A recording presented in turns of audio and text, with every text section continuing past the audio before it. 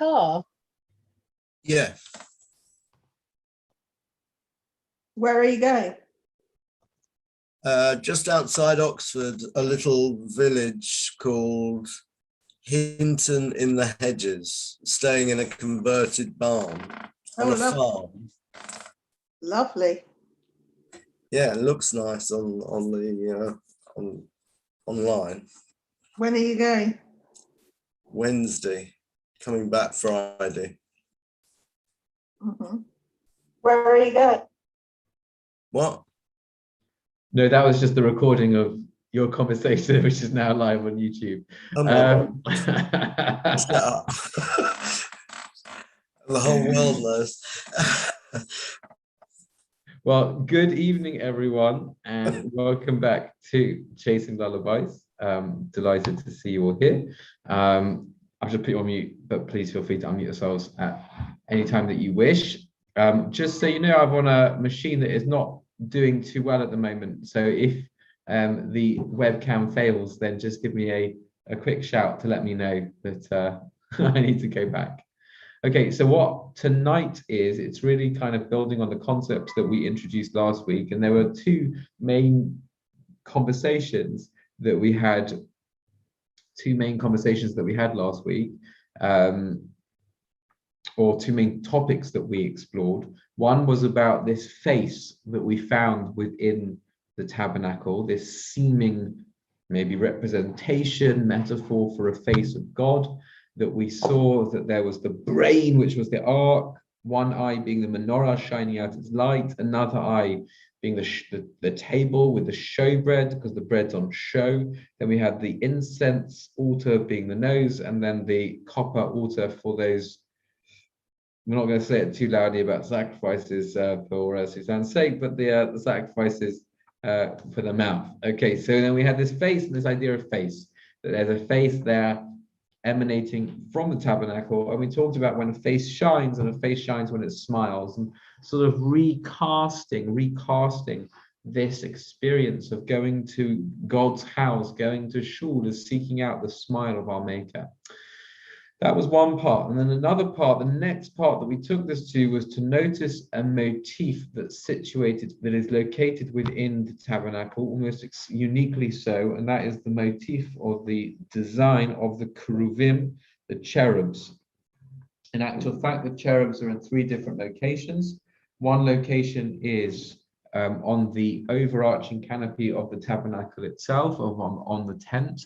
Another location is on the parochet, the curtain that makes a divide between the sanctuary on the one hand and the Holy of Holies on the other. And then on the golden cover over the ark itself, within which contains the tablets of law, you've got these golden angels. And our sages tell us that when there was a positive relationship between God and the Jewish people, the angels were reaching out to each other and holding each other in a loving and intimate embrace.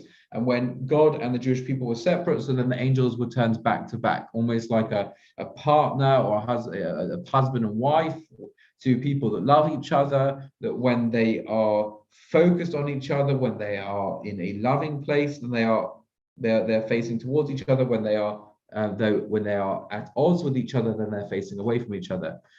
Okay, so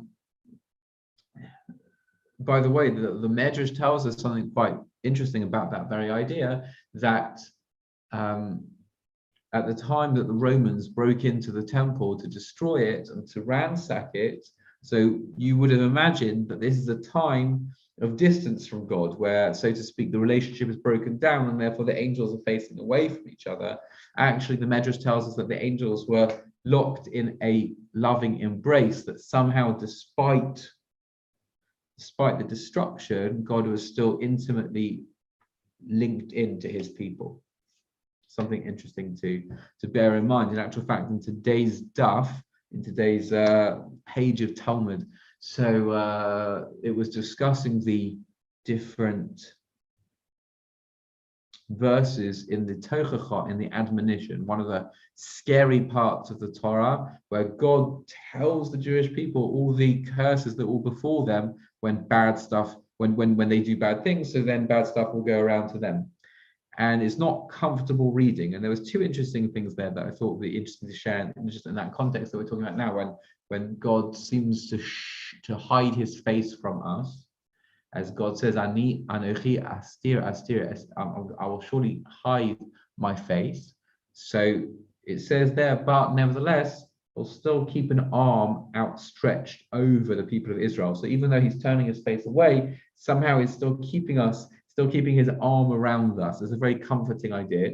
And there's another image that I have never come across until now, which almost really recasts this idea of God hiding his face, which is that normally when I think about God hiding his face, it's a sense of recrimination, of rejection. God turns his face away from us to reject us, and therefore the punishments befall us.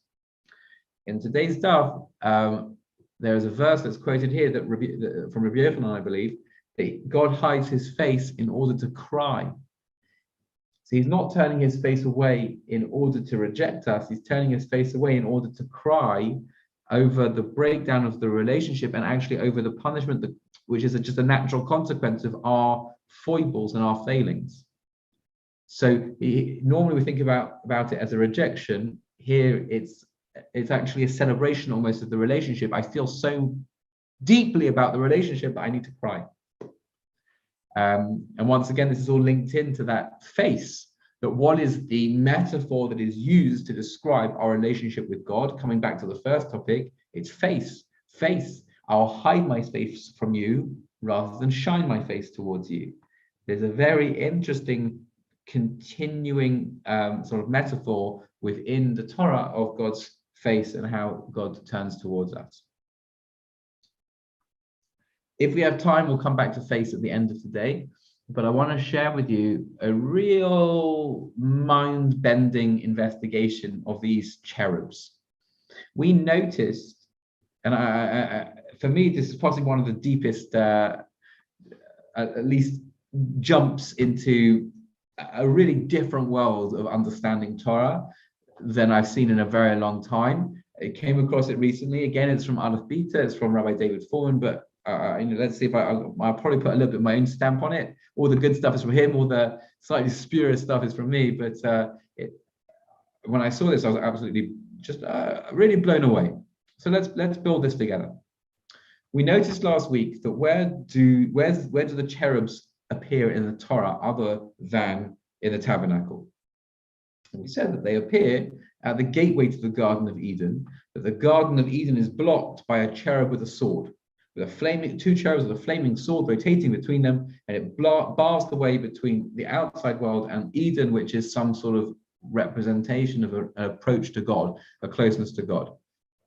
So this, if we were to then notice that the cherubs in the tabernacle don't have a flaming sword, so then what we would see is that in as much as the cherubs stopped us getting to Eden, the cherubs may be gatekeepers, but open the gates back to Eden, not through a different passage. What's the passage? The passage is through the tabernacle now. So you want to come close to God in an Eden-like way. Well, maybe the route to the garden isn't direct to the garden, but the route to the garden, so to speak, or the route to God in the garden at least, is through the tabernacle. And the very idea of garden we also explored last week in terms of what is the tabernacle in and of itself. The tabernacle is where we pull ourselves back and create a space, create a place, create a little patch, an apartment, a garden maybe, within our camp that is not about us, it's about God. That we respect God's laws there, not laws that we naturally live by. God's laws of purity and impurity, of holiness and profane. Those are the laws that we respect over there. And it's exactly what God did for us in creation, going back to the Garden of Eden, that God pulls himself back, creates a space of finite existence, which has certain rules that he's not bound by, that are not sensitive to him, but they're important to us, rules of gravity, of electromagnetism, of the weak nuclear force and the strong nuclear force, all the different aspects of physics that I'm not very versed in. But those things, those forces, those rules are not things that bind God, because by definition, he's infinite, he's beyond the finite world. But he creates a little apartment, a little garden, a little space for us to live in, for us to situate ourselves in. And so we mirror that aspect of creation by doing what he did for us, for him. He built a space for us, we build a space for him. It's even interesting to note that the roof of the tent of the tabernacle is decorated with little golden hooks. Imagine looking up at this beautiful blue tent roof with little golden hooks decorated above it. It's like our sages say, it's like stars in the sky. And so we're creating a microcosm, a little world, a little miniature that he made a space for us. We make a little world, a space for him. Okay. And the cherubs are the gatekeepers. Now, what would they be a gatekeeper to overcome? So, one second. Okay.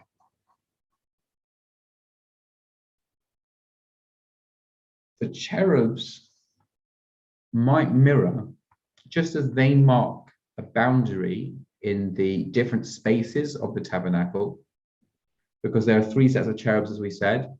One set of cherubs is the outer cover of the tabernacle. It's the tent over the top. The next set of cherubs is the curtain between the sanctuary and the Holy of Holies. And the next set of cherubs is over the ark itself. In as much as those cherubs mark, but not in a threatening way, three boundary markers from outside to inside, from inside to Holy of Holy, from Holy of Holy to tablets of stone inside the ark, there are actually three different separations or boundaries in creation itself. And what I want to explore with you this evening is how it's not only the fact that the cherubs are there and therefore there is this link between Eden and the tabernacle, but it goes even closer than that. That the three separations that happen at creation mirror exactly the three boundary markers of the cherubs in the tabernacle. And that therefore, by going through the tabernacle, so to speak, through into the Holy of Holies, through to the tablets of stone, we're getting back to the very roots of creation, back to the very source of life itself. We're getting back to God. Of course, and God sits there as the face, metaphorically situated there inside all this. So that's the journey I want to take us on tonight. So just to start off with, anyone want to shout out the three different divisions, the three different separations that happen in the story of creation? The first one is darkness and light. Darkness and light. Jonathan, you're muted, by the way. Heaven and earth. What were you going to say, Jonathan? The next one. You had darkness and light. Do you want Heaven and earth. Heaven and earth. Heaven and earth is the next one. Fabulous.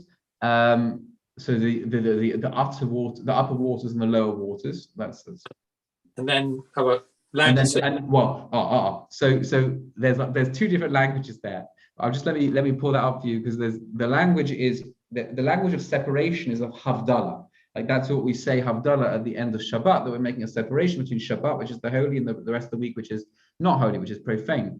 So there's Hibadlu, there's a separation between the upper and the lower waters. The next thing is he gathers waters in order to form dry land. It's not the language of Havdalah, it's the language of gathering. So it's slightly different, but yes, the upper waters and lower waters. And the final one, the final separation, it sounds like it's similar to the first one of light and darkness, but in actual fact, it's another language of separation, which is day and night.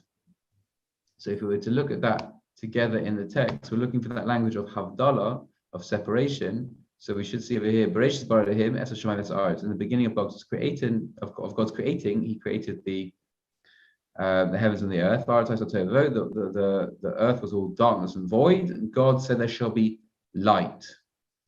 Now, Vayar Elohim es ha'or ki tov. God saw the light that it was good. Vayavdel Elohim bein ha'or vein ha'choshech. God made a separation. There's the language of Vayavdel, making a havdalah, a separation between light and darkness. And we'll come back to these verses in a moment, but and he calls the light day and he calls the darkness night, and it was one day, it's a day and a night, it's the first day. Now we have to understand, we'll come back to these verses in a second, because I think chasing lullabies is a great opportunity to address some of the easy pitfalls that we can fall into when we come to reading texts like this. So the next day, Vayomer Elohim yehi rakir b'soch hamayim, there shall be a firmament amidst the waters. Vihi mavdil, again the law of the language of Havdalah, making a separation, being mine and mine. There shall be a separation between the upper waters and the lower waters. Separation literally between the waters and the waters. So then God makes the firmament, ve'avdil, and he makes this separation, bein hamayim Hashem etachas alakiv and hamayim Hashem al alakiv v'yifein. He makes a separation between the waters above and the waters below, and that was so. So he makes an atmosphere, he makes a sky, and he makes the seas below, and that presents now the opportunity for what's it called, for dry land to appear, and that's what you were saying there, Jonathan. In the third day, Yikavu hamayim, the waters gather, mitachas hashamayim, underneath the heavens, el makom echad, into one place, and the dry land shall appear, and then it was so. So it's not the language of separation, it's gathering waters to leave behind land. But the next, after the herbage, on the fourth day, we have a third and final havdalah, a third and final separation. There shall be luminaries, lights in the firmament of the heaven, in the sky. Lahavdil, to make a separation. There's that final language, that language again of havdalah, to make a separation, bein hayom vein halayla, between day and night. And those should be a sign for times, days, and years. So they become a means to measure time. So three different separations. The first one is light and dark. The second one is upper waters and lower waters. And the third separation is between day and night through the means of stars or suns or other heavenly bodies in order to tell time.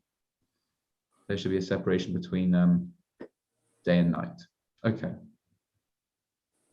And what I'm going to suggest to us is, as we explore this further, that the world was created upon a certain infrastructure.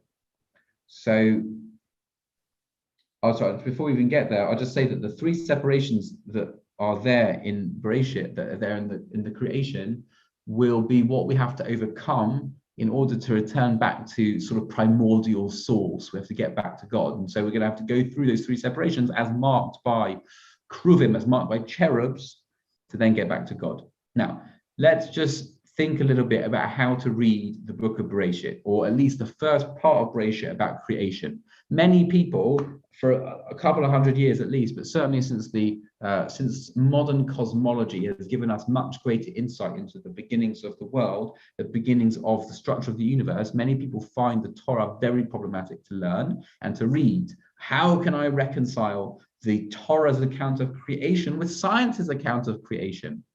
Anyone here been bothered by that conundrum, so to speak? Michael, you're on mute as well. You are on mute. I can't hear what you're saying. I can see you're like gesticulating at me. No, No, I haven't been bothered by that conundrum. Not bothered by that conundrum. No. Okay. I might be now. Well, Michael, you should be bothered. All right, I'm bothered. That's why I'm here and listening to you. Face bothered, you know, like if you say that the Torah is the word of God. His face not bothered. Yeah. We once had somebody, and it was many years ago, and I can't remember who it was, and I can't remember exactly what he said, unfortunately for me, but he gave us a whole discourse on the theory of the title of the lecture was Genesis and the Big Bang, and it was very interesting. It was a very, I think he was a rabbi. I'm quite right. I really can't remember. Terrible, isn't it? But it was. So there's a rabbi in the United Synagogue that makes this area and similar areas one of his topics of specialty. That's Rabbi Dr. Moshe Friedman, who is previously I was his youth director and then youth rabbi in Northwood, and now he's at New West End. So he talks about that. There's a book called Genesis and the Big Bang by a physicist and learned is Gerald Schroeder. Gerald Schroeder, that's right. So now he was the chap who came around to visit all the shuls maybe 15 years ago. Okay. Yeah, it was a long time ago, but I do remember it. And so Gerald Schroeder's approach is one where he uses the theory of relativity sort of backwards to say how time in a relative form based from God's perspective would be experienced differently. So that's his theory. Anyone, Jonathan, I'm sure you have what to say on this topic. There's no satisfactory explanation, because even if you say that if each day was 1 billion years or whatever, it still doesn't quite explain why the Torah should be mentioning units of days. Right. And there's all sorts of problems, aren't there? How can you have a day before there's a sun and a moon, and etc.? Yeah, absolutely. But Gerald Schroeder's explanation is that each day actually is a very long period of time, and during this period of time we could have had evolution. There's no reason why God didn't set into creation all the laws of evolution. Yeah. Or I mean, so look, there are multiple answers for this one. If we're going to accept that the Torah is literal and meant to be taken literally in a face-up form at this part of the Torah, and that should be our assumption, by the way, that should be our assumption for all parts of the Torah until told otherwise, based on tradition. So then we do have to come to some sort of reconciliation, such as Gerald Schroeder provides in his book Genesis and the Big Bang, and that's where he talks about relativity and talks about that an epoch for God or from God's perspective is different to man's perspective, and therefore from God's perspective prior to time coming into existence, through that relative lens you have this sense of dayness, and he's actually calculated it to be relatively accurate within the context of the cosmological calculation as well, so that's quite interesting. You have others such as that will also satisfy those who wish to satisfy evolution, though their evolution itself has possibly significant holes in its explanatory power, and therefore we shouldn't necessarily we shouldn't necessarily be as bothered by evolution as other things, because evolution is it has holes, for example, in its explanation of how life came into existence, how evolution can explain the existence of consciousness. There are big issues with evolution in and of itself, but let's say it can at least deal with some of the time needed were evolution to be an explanatory process, and then at least there's time enough within that, within what that explanation. Another one, the Lubavitcher Rebbe, the previous Lubavitcher Rebbe of blessed memory, so he says that the world was created as if it had a memory. So it wasn't. Go on, Jonathan. I'm going to say Diane Ehrenschel would say that God created the dinosaurs dead in the ground. That's right. So that the world was created with a memory in order for it to be experienced, as something which had depth and a trajectory and meaning, and actually linking back to what we said before, in as much as God would need to hide himself somewhat within creation, otherwise God becomes so obvious that then there's no discovery to be made. So God also has to hide himself in the way of giving us a world that is of age. It was created aged, in as much as Adam is created fully formed. So he's not created as a baby, he's created as a man. So the world was created fully formed, as an adult world, fully formed with a prehistoric history, prehistory history or pre-creation history written into it. So you have trees with circles created. Trees will be created not without circles, but with circles to mirror what it means to have an adult tree created from the beginning. That's another explanation. And a third explanation does away with the need for explanation almost. It says, look, by the way, this is based on the Ramban, Nachmanides. Nachmanides explicitly tells us that we should not be taking the account of creation in the Torah literally. Because the Nachmanides asks us, what is the function of this book of Torah? Is it a historical document? Doesn't present itself as having to be a historical document with exact historicity. The Torah is a book of teaching. It's telling us, it's a document how to live the best life possible. And therefore, its account of creation is not necessarily one which is based in absolute historicity, but rather it's telling us the things that we need to know about creation that will inform a moral and good life. But you want to know how creation happens? Go and ask a cosmologist. You want to know about physics? Go and ask a physicist. You want to know about the morality that is built into creation? Read the book of Genesis. So that's the way that Nachmanides deals with it, and sort of it therefore becomes a non-issue for him how to read that account. When does the Torah become truthful? Right. So that's is it the flood? Is after the flood? So Nachmanides says it's specifically the point of creation and not beyond. And that's why I said that your status quo should always be to read the Torah as if it's literal truth, unless told otherwise because of some sort of tradition handed down from our sages of old. So, and that's why we have the written law and the oral law. And you'll know that as a Orthodox Jew, I'm thinking about the debate that Rabbi Sachs of blessed memory had with what's his face with the atheist Yes, with Dawkins, and Dawkins, he quoted from Dawkins's book about the vengeful, misogynistic, homophobic, this, that, and the other God of the Old Testament, and Rabbi Sachs sort of lambasted him. I'm not sure that Rabbi Sachs didn't overstate his point at that moment in the debate, but he lambasted him by saying that Old Testament should never be read in isolation, because the Jewish tradition, which is the tradition from which everything else comes from, is that the written law was given with the oral law. That in as much as we have that the verses of the written law have to be understood in the context of the oral law, the traditions within which they were then held and disseminated. And so, for example, it says in the Shema, you shall bind a sign on your arm and an emblem over your eyes, between your eyes. Well, what does that mean? How do you get the leather boxes called tefillin with parchments in? That's because there's an oral law that is linked into the written law. We just read in the Torah portion in last week's parasha, and that Moses creates something according to all the things that he was shown on the mountain.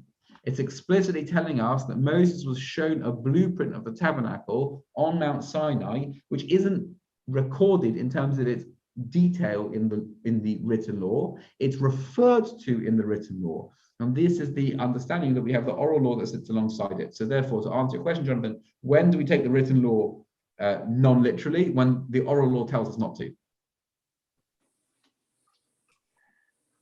So for the Jewish people, we always have the commentaries to read alongside the written Torah. But for the non-Jews, hardly any of them are going to be looking at the commentaries. And that's where fundamental Christianity hit a real issue in the 20th century with the advent of cosmology, because as a fundamental Christian, or you're reading it in an entirely literal way, you have no recourse but to reject the scientific textbook. Whereas as a Jewish fundamentalist, it's actually easier. It's because of the fact that we know that there's two bodies of evidence. And even in 1,000 years ago, Nachmanides, almost 1,000 years ago, was saying, don't read creation literally. It's not, so if 1,000 years ago, without any challenge from cosmology at the time. Yes, I know, but it doesn't help us defend our case against non-Jews. We can't keep saying to the non-Jews, you've got to read this with commentary, because they don't read it with commentary. Therefore, we're going to get this continual attack from the non-Jews because the Torah, on the face value, seems the way that Dawkins describes it. Right. That I think that was the interaction between Dawkins and Rabbi Sachs. It wasn't satisfactory probably for either party, because Dawkins read the written law without any commentary, and Rabbi Sachs is steeped within the Jewish tradition, which would never permit you to do such a thing, to read as a fundamentalist alone, or read the text as a written section. Okay, so if you're going to take Nachmanides' approach and you're going to say that the story of creation is there to teach us about the morality or the lessons of creation, but not necessarily about the nuts and bolts of creation, or rather it can give you a conceptual approach to creation rather than a literal or physical. It's a metaphysical rather than physical approach to creation. So then at least there's something about the order of creation that is interesting, that God is telling us in the metaphysics of creation, in the concepts of creation, he needs to make 3 divisions. There were and the way that Rabbi Foreman talks about this is he talks about a construction project. Every construction project has both the infrastructure and the superstructure. So the infrastructure is the framework that keeps the building standing. It's the foundation, it's the beams, it's the weight-bearing walls. It's the things, it's the pieces upon which the rest of the structure resides upon, the superstructure sits upon, the doors, the windows, the shutters, the carpets, the curtains, etc. And so what possibly is the case is that these 3 separations are the 3 fundamental infrastructure projects of creation, which are then returned through when it comes to the tabernacle. So let's sort of explore that a little bit together. Let's see if this approach really works. And what we'd be saying, therefore, is that God, in transitioning from infinity to finitude, from being Hashem Echad, God is one, to permitting the existence of finite existence, had to make an infrastructure project of 1, separating between light and dark, 2, separating between upper water and lower water, and 3, separating between day and night. And that then the return to infinity would be to go back through those steps. The return to infinity, which is what the tabernacle represents. So let's go back into those verses and see what we can do with some thinking around this. This is sort of like doing creation on steroids. So I'm going the wrong way. Okay, so we said that the first separation is between light and darkness. Now it's interesting because when you read verse 3, God said, let there be light, and there was light. Then the next verse says, God sees the light, it's good. And God made a separation between light and between dark. Now, God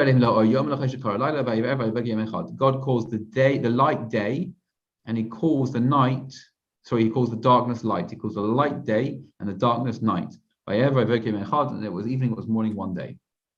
Now we have to then pick apart some of these texts. What strikes you as problematic already or interesting about this text? If you imagine fresh eyes, chasing Lullabies style, you've not seen this text before, you're not accustomed to the text, there's just some stuff, external questions, stuff that pops out that doesn't seem to be quite right. I think someone already alluded to one of the issues before. Sun and moon. Pardon? The sun and moon haven't been mentioned yet. So there's no source of light or source of darkness. Yeah. So we're talking about.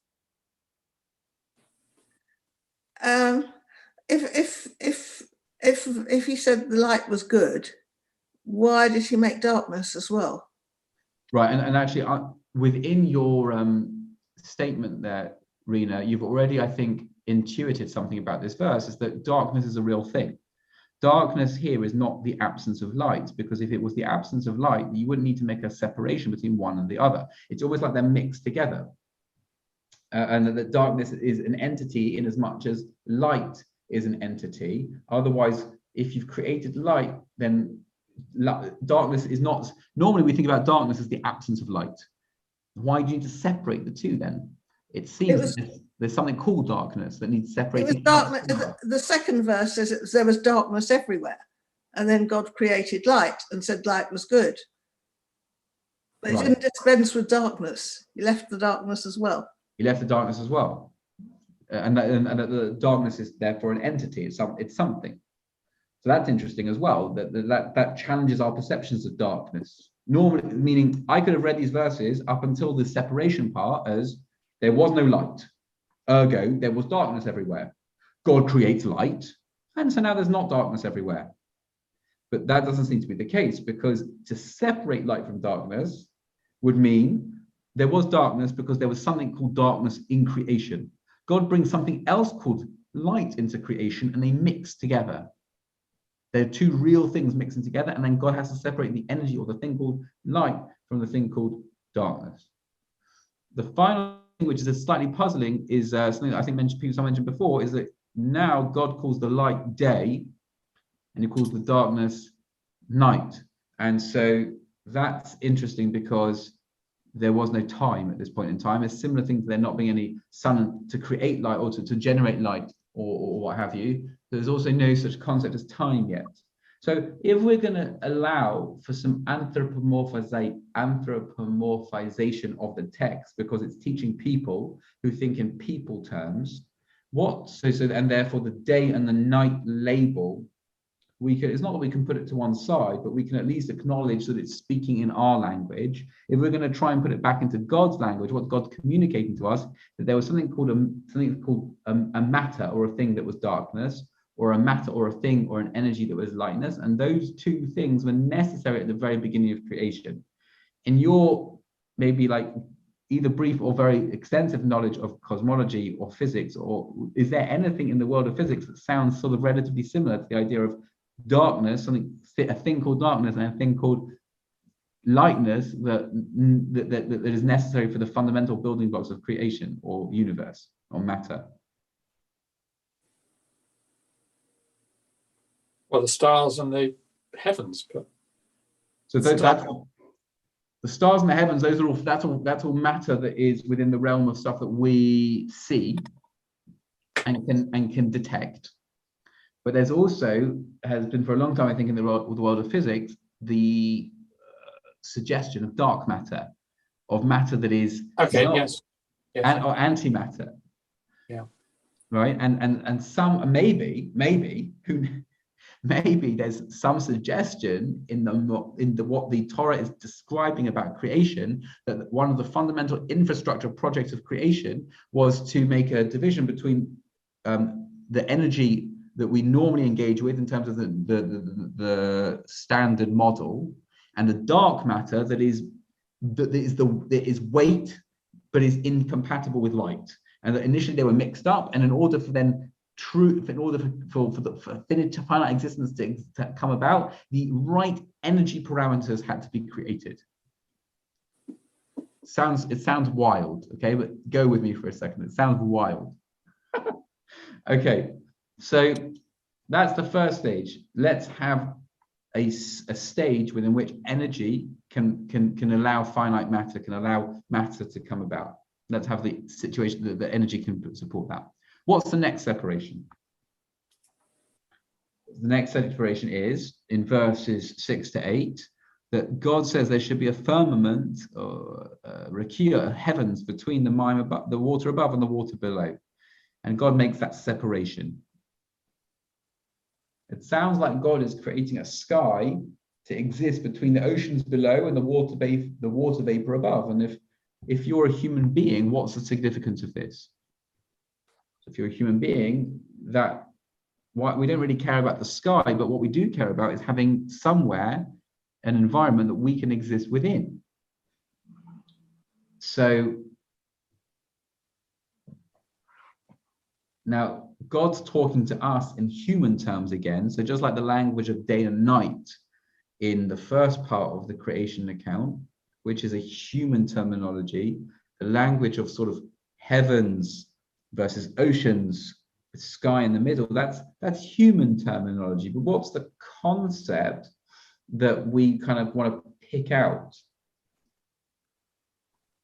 It's not just the idea that we can live somewhere, which is what the human grounding of this is. Or we have space, we somewhere that we can live. We can't breathe water. We can't breathe water vapor. We have to breathe atmosphere. But if you take that out of the human sort of groundedness and you conceptualize it further, it's not just that God has given us habitable space, but God has given us space, period. So the first stage of creation is to allow energy to exist such that matter and E equals mc squared. So matter and energy can exist. The next stage of creation is the creation of space. But it has to be the concept of space. It's like Einsteinian theory of fourth dimension. You've got space, the 3 dimensions of space have to exist. And finally, the final separation that God makes is to make a separation between the, between the day and the night. How do you make a separation between the day and the night? By putting luminaries, lights in the sky. Now, we might have thought, just as sort of we felt out with those first verses about lightness and darkness, that luminaries in the sky are there to be the sort of objective source of light, or the physical source of light, rather, the physical source of light. But that's not how God describes the purpose of luminaries, of lights in the sky. He doesn't say, let's have lights in the sky so they can shine light onto you or make you warm. If I was to ask you, wake you up in the middle of the night and say, why do we have a sun? Standard joke. Other than saying, Rabbi Landa, what are you doing in my bedroom in the middle of the night? You would say, well, we have a sun to keep the earth warm. If we didn't have a sun, then we'd all freeze, or we wouldn't have light. It's to create photosynthesis. What's the purpose here in verse 14 that God gives to these luminaries? It's not warmth, it's not light, it's to tell the time. Life. Yeah, but it's not life, Rena. That you and I think the sun is life, but God doesn't say life. He says you should get yourself a clock. So now, and to be fair, that's how we do tell time. We tell time through the regular passing of the moon around the earth, of the earth around the sun. That season, and that's and the turning of the sun, the turning of the earth on its axis in its orbit around the sun, and the travel of that earth in its orbit. That's how we tell time. We tell time because of the movement of these luminary bodies. When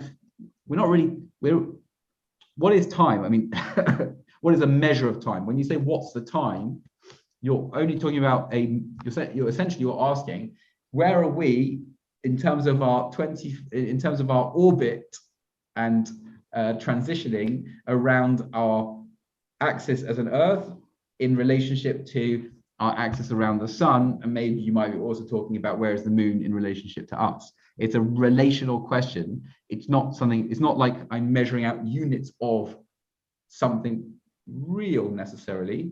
It's like when you measure temperature, you're not measuring heat. You're measuring how the heat has interacted with this substance. But so when you're measuring time, you're not measuring out units of time. You're measuring the artifact of time. But if you then want to, therefore, and that's because he's speaking in our language. But when you want to go into the concept of it, what's the final infrastructure project for creation, which requires a havdalah, a separation? It's time. God needs to create a concept called time. So conceptually, therefore, we've created the separation of ordinary matter from dark matter, the thing called space and the thing called time. And if you want to then put that into the context of physics, I think it fits relatively nicely. Go on, Jonathan. Well, you're going to talk about space-time curvature, Einstein's. Absolutely. Yeah. Well, how those two are not separate things, you're saying? Yes, that's right. Yes. Yeah, that's true. Yeah. The bending through the. Yeah, I hear you. Okay. Yes. But you mentioned both of those consecutively, haven't you? You mentioned about space, and then you talked about time. And to be fair, I think in many cases we look at those two somewhat separately, but also somewhat interrelatedly in Torah thinking. So we might have talked about this before, but the tabernacle, going back to our tabernacle, is called a mikdash. It's called a sanctuary, and Shabbos is called mikdash. Shabbos is also called sanctuary. Why is Shabbos called a sanctuary and the tabernacle is called a sanctuary? Because just as a sanctuary the tabernacle is called a sanctuary and Shabbos is called a sanctuary. Why? Because just as the tabernacle is a sacred space, Shabbos is a sacred time, and that we mark out from the rest of time, Shabbat, we mark out the tabernacle from the rest of space. I'm not sure what we do with Einsteinian combining of the two, but let's hold that thought. I like that. So if that's what we're suggesting, that the three great infrastructure products of creation are light, space, and time, let's see if the tabernacle in its return to infinity can take us back through time, space, and light, or time, space, and energy. How would we do that?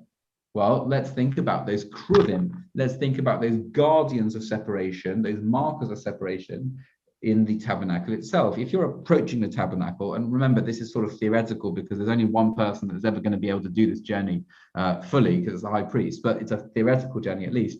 And then he represents us, and so therefore we become conduits through, or he's a conduit to us, making that journey in any case. So if we are marking, say, the path of the high priest on Yom Kippur, so he goes from outside the tabernacle into the tabernacle, and that separation is marked by the cherubs on the roof of the tabernacle itself. So he's gone from outside.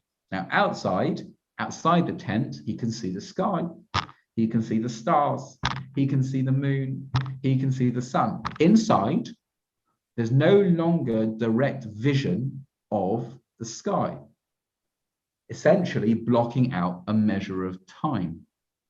It's funny because actually, as we said before, the roof of the tabernacle is there to mirror the outside world, but it doesn't move. It's not like you have the magical ceiling of Hogwarts, where the ceiling changes according to the light outside or the day outside. No, you have a separate world. I'm in my office right now. It could be day outside, it could be night outside. I have no real, if I didn't have a window, I wouldn't know. And so the first thing that we remove is we go into a space where there's no time anymore, because we've denuded ourselves of the ability to tell time by putting a cover between the outside and the inside. Okay. What's the next transition point that the high priest has to do, for example, on his journey into the insides of the tabernacle? So he's got to go from the sanctuary, where there's the golden incense altar and the menorah and the table. He's got to go from there past the parochet, past the curtain, which has cherubs on it, into the Holy of Holies. So he's gone into that inner Holy of Holy space. Now, the Kohen Gadol, the high priest, is the only one allowed in there.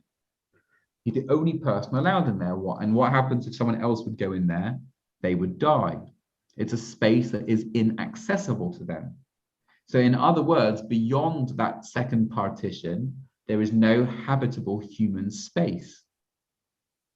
So first the method to tell the time, so to speak, has gone. And now the ability to live, to have habitable space, has gone. And it's only sort of by the grace of God that the high priest is able to be in there. And in fact, many high priests lost their life on Yom Kippur, and certainly in the Second Temple period, when they weren't fitting to go into that space. And so it wasn't habitable to them, and they had a rope tied around their tummy, and they would be pulled out if they couldn't quite make the cut. The other thing about the Holy of Holies is a very interesting midrash, which talks about that the laws of space were undermined in that area. Why? The Torah has very specific measurements for the ark. And it also has very specific measurements for the Holy of Holies. And it turns out that if you were to measure them properly, there would be no room for anything in the Holy of Holies other than the ark. It would take up the whole space based on the 2 dimensions. And yet our sages tell us that the ark didn't take up any space within the Holy of Holies. It was always that the laws of space were suspended within the Holy of Holies. So the high priest could get in there, could bow down, could do what he needed to do, even though theoretically there was no space for him to do that. And so this is a space that is not habitable for humans, but it's also something which does no longer bound by the laws of space and dimension. It's no longer bound by those laws. So that's the second undoing of the infrastructure of creation. And finally, the third set of cherubs sitting on top of the tabernacle, sitting on top of the Ark of the Covenant. What do they undo? What do they undo? So it's very interesting. So what are those cherubs guarding? Those cherubs are guarding the Torah. What's the Torah? So there's a very strange midrash. You can find it in the Jerusalem Talmud in Tractate Sota. And it describes the Torah before it was written down, the existence of sort of primordial Torah. That our sages tell us there are a number of things that existed before the world was created, and one of them was Torah. And it says, it describes Torah as black fire written on white fire. That what we look at as the ink was back in its sort of essential form was black fire, and what we look at as parchment back in its essential form was white fire. What does that sound like? A mixture of black energy and white energy. And that's what those last cherubs are guarding. They're guarding the Torah. They're guarding the white energy and the black energy. And when those get lifted off and you go through them to the tablets themselves, somehow you've returned back to Eden, back to infinity, back to garden, back to face, back to God's presence.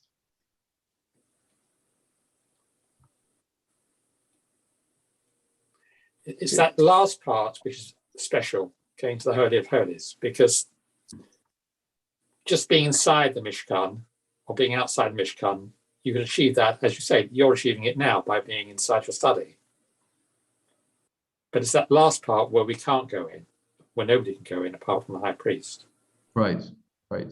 Though he does it on our behalf. So he is invested with the mission on behalf of all of Israel. And so he is our representative back to, and also remember that as in Rabbi Sax's, only he could say it, on the holiest day, the holiest man goes to the holiest place.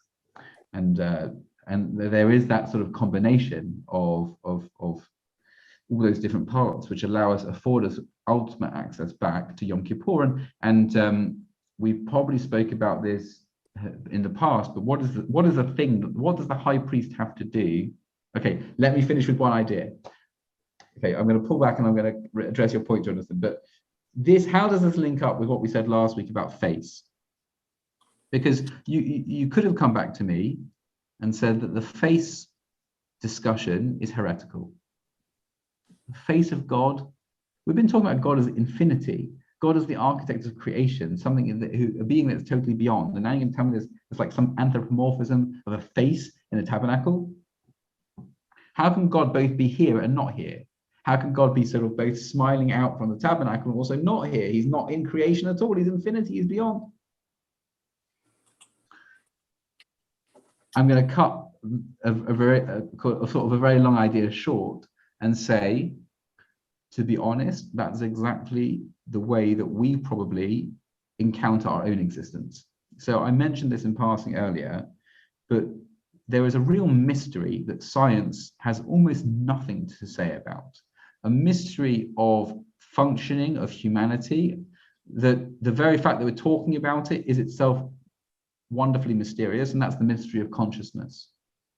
That I experience me as me, and not just a pile of neurons and grey matter in a sort of like a couple of pounds up here inside my skull. And you experience you as you, and you have this sense that the you has control over this thing that we call a body. That this being, this thing, which is either right inside me, or maybe like a cloud, maybe like a consciousness cloud somehow that sits above my head in a sort of Descartesian dualism. We have this sense, a lived sense, that our consciousness is in control. And there's all sorts of, so there's some experiments to demonstrate that consciousness might not account for as much of our behavior as we would hope, but the very existence of consciousness is an absolute illusion. It's an absolute mystery rather.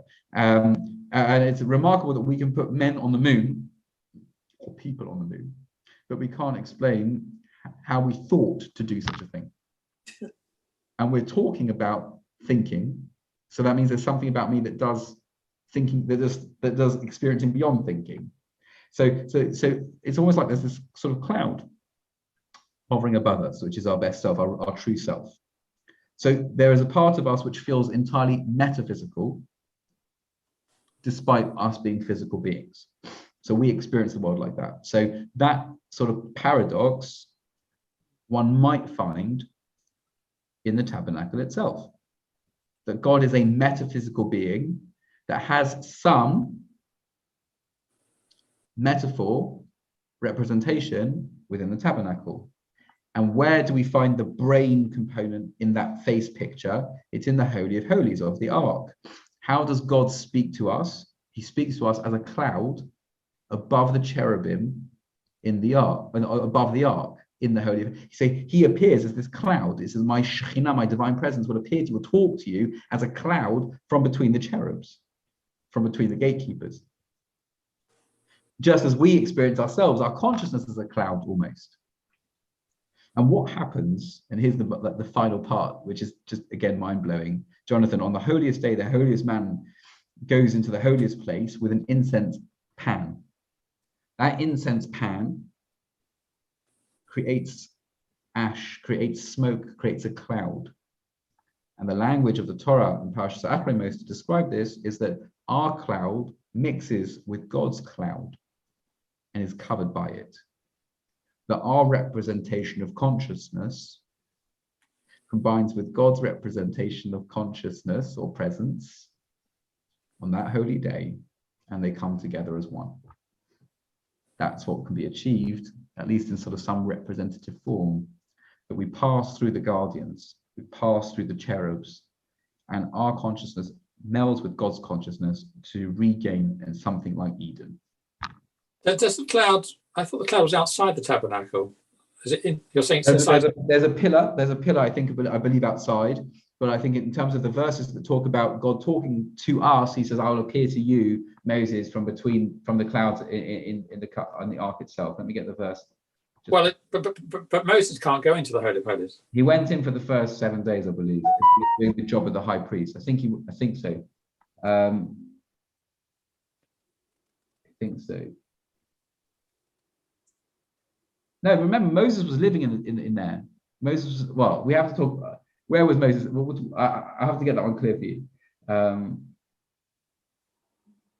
Where's the cloud? I'll find it for you. No,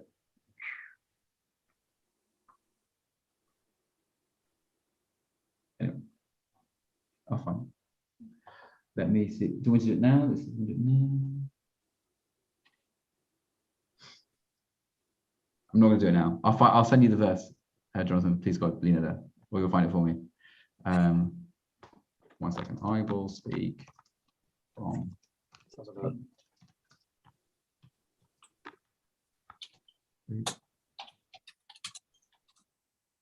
There we go. Exodus 25:22. Can you still see my screen, by the way? Yeah.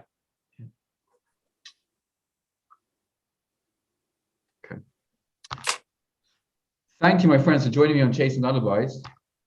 What an amazing set of ideas we shared tonight. I'm sure next we'll go back to something a little bit more grounded. But in the meantime, any questions or comments, thoughts and reflections, very much,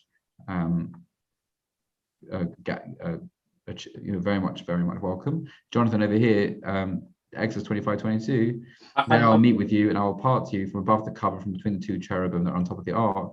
That's where I'm going to speak to you. And the cloud description is in Achrei Mos, where it says about our cloud meeting God's cloud. So maybe there was a cloud on top, but this is the point of communication. Okay. So that means that Moses is allowed there effectively all year round, at any time, or when he's meeting. I had this idea that maybe he is. Maybe Moses, because Moses sort of is living in the tent. He goes into the tent quite often. Now, does he go into the Holy of Holies? I'm not certain. I'm not certain. We do say that in Achrei Mos that it's only for the high priest. So let me look into that a little bit. I think he's going in the tent. I think, but let me have a look. Let me have a look. I don't know. What's the word in verse 22? It says, "There I will meet you." Where is "there" referring to? Between the cherubs. Does it say that? Oh, there I mean, it says that God's going to impart to Moses from above the cover, but it doesn't say where Moses actually is. Right. So yeah, maybe Moses is out. Maybe that's the source of God's voice, so to speak. But Moses doesn't have to be in the room to hear it. Yeah. With the darkness and the light, the last bit, I thought you were going to say that the covenants were in the ark and it was dark when it was closed. And then when you open it, the light and the dark mixes together.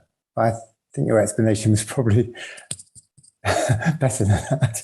Yeah, but I like that. I like that you're saying that there was some sort of because maybe they were in the there's dark physical- on their own, and Yeah. then that was separate dark. As soon as you open those doors, it's what we were saying before about the dark and the light. Right, There's darkness, and then there's light. right. The mix, but very Yeah. Doctor Who like, isn't it tonight? The I'll time just share with you- traveler. Let me share with you one more verse, by the way, just in Leviticus 16:2. That's just for you, Jonathan, and others. This is where will God appear to us? Ki be'anan era'eh ala kaperes. In a cloud, I will appear to you on top of the cover of the ark, and that's where the cherubs are. So that's the verse giving us. Can you remind me? We've spoken before about the clouds mixing, haven't we? Yeah, that's one of my favorite. The human ideas. cloud and that, and I'm just trying to wrap my brains as where it was. That's in Achremot, in Leviticus. After the death of Aaron's sons, we're instructed when we can enter into the Holy of Holies, because we understood that his sons went in inappropriately, and then we're told when we can go in. What's the rules of engagement? So that's where we talk about the Yom Kippur service, which is the day that we can go in, and that's where the cloud. Oh, I cloud see. That becomes was like, right. Yeah.